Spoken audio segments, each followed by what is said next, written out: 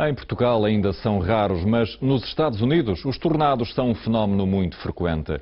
As tempestades deixam rastros de destruição impressionantes e os especialistas têm vindo a desenvolver formas de tentar prever a ocorrência destes tornados, como explica agora o correspondente da SIC, Luís Costa Ribas.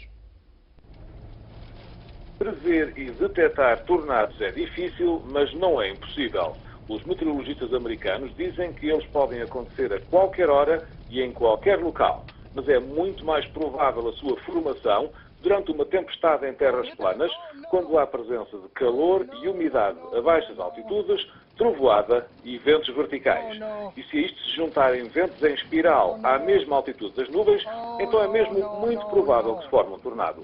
Esta é uma explicação muito leiga e sucinta que serve apenas para dizer que estas condições, quando acontecem, são detectadas pelos radares Doppler que ajudam a visualizar tempestades.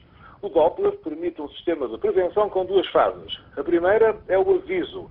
Indica que há condições favoráveis à ocorrência de tornados numa determinada área que é colocada de sobreaviso. A segunda é o alerta que é dado quando o Doppler detecta o tornado.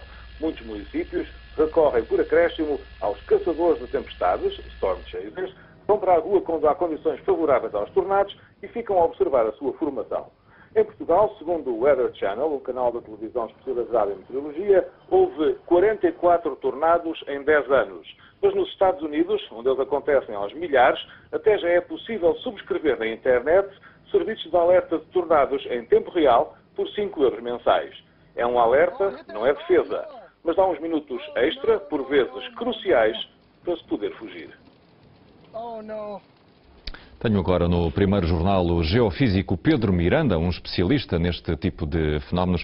Boa tarde, Sr. Professor. Boa tarde. Comecemos por aqui, por esta crónica do Luís Costa Ribas e pelas informações que ele aqui nos deixou. Os tornados podem, ainda que com pouco tempo, com pouca margem de manobra, digamos assim, ser previstos de alguma forma? Bom, a previsão, no sentido em que era referido na crónica, é aquilo que em meteorologia se chama nowcasting, é uma espécie de previsão no momento, no instante. Porque aquilo que é feito em relação aos tornados, essencialmente a sua observação no seu estado incipiente. Pois existe uma tecnologia que também existe em Portugal, mas que infelizmente não estava operacional para o tornado de tomar, que é uma tecnologia de observação Doppler, que o que faz é visualizar vento na atmosfera e, portanto, visualiza a existência de um turbilhão. E prever a chegada do fenómeno com quanto tempo de antecedência? Vamos lá ver. O que eles fazem é prever neste sentido. É uma previsão no sentido em que se vê um objeto a uma certa distância, analisa-se o seu movimento e extrapola-se o movimento. Não é uma previsão no mesmo sentido da previsão meteorológica de um dia para o outro, que é feita com um modelo matemático que faz contas e que calcula o estado da atmosfera a partir das leis da física. Neste caso, o que eles fazem é uma extrapolação de uma observação em tempo real. Pois claro, mas se vemos ali um fenómeno potencialmente perigoso, claro, parte-se do princípio que é potencialmente perigoso, portanto convém tomar uma atitude. Isso é uma previsão. É uma previsão, mas estamos a falar de uma previsão a poucos minutos de distância. Que podem fazer toda a diferença. Podem fazer toda a diferença se houver o sistema também para divulgar essa previsão. Porquê é que em Portugal não se consegue fazer essa previsão? Bom, vamos lá ver. Em Portugal existe até uma rede, por acaso não é completa. Portanto, em Portugal começamos por não ter uma rede completa de radares, por acaso. A nossa rede, por outro lado, não tem redundância. Portanto, se há um radar que está inoperacional, há uma zona importante do país que deixa de ser vista. Temos 3 radares? Temos 2. 2? 2. Um no centro, outro no sul. Exatamente. O do centro está avariado. O do centro está avariado. Portanto, neste momento não está a funcionar.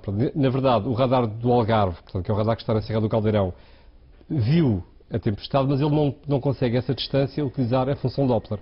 E, portanto, não é possível, com esse tipo de distância, de verificar a existência de um turbilhão. Se o radar do centro, da região centro, estivesse disponível, poderia ter sido detectada essa provavelmente alteração? Não teria sido. Vamos lá ver. Porque para nós detectarmos não basta ter a tecnologia, é preciso também ter a metodologia. Temos que ter o sistema para fazer isso. Claro, a máquina não trabalha sozinha. A máquina não trabalha sozinha. E o que acontece é que em Portugal os tornados são realmente raros. E sobretudo os tornados com prejuízo significativo, esses ainda são mais raros. Portanto, aquele número dos 40 tornados nos últimos anos refere-se a tornados de todo o tipo. Desses, aqueles que tiveram prejuízo muito significativo são muitíssimo poucos. Nos Estados Unidos eles têm uma situação em que têm tornados todos os anos e têm um número significativo. Portanto, eles montaram a máquina. Trabalhem mais nisso. Eles montaram a máquina. Sr. Professor, pode piorar este cenário? Estes tornados podem tornar-se mais frequentes? poder podem, mas, digamos, se Em Portugal, claro. Vamos lá ver. Existem duas perguntas nessa pergunta. A primeira é se eles estão a se tornar mais frequentes no passado. Não existe resposta, portanto, não se sabe. Nos Estados Unidos, portanto, em Portugal, não teria muito sentido a pergunta porque eles são muito poucos e, portanto, é muito difícil discutir coisas com números pequenos.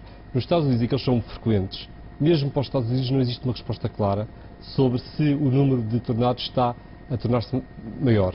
Na verdade, o que existe é maior reportagem sobre esses tornados, porque há mais meios para os observar, as pessoas têm telemóveis, filmam-nos, há muito mais informação sobre os tornados. Mas não há uma resposta clara, mesmo nos Estados Unidos, sobre o passado. Mas a verdade é que em Portugal, há 2 anos e meio foi em Alcanena, no ano passado foi em Torres Vedras, com várias estufas devastadas, agora foi na região de Tomar. As pessoas têm a sensação de que estes fenómenos estão a tornar-se mais frequentes. As pessoas têm essa sensação, mas vamos lá ver, essa sensação pode ou não ser totalmente realista. Claro. O que se passa é que nós, neste momento, quando acontece uma situação de vento muito intenso, nós temos boa capacidade para saber se é um tornado ou não.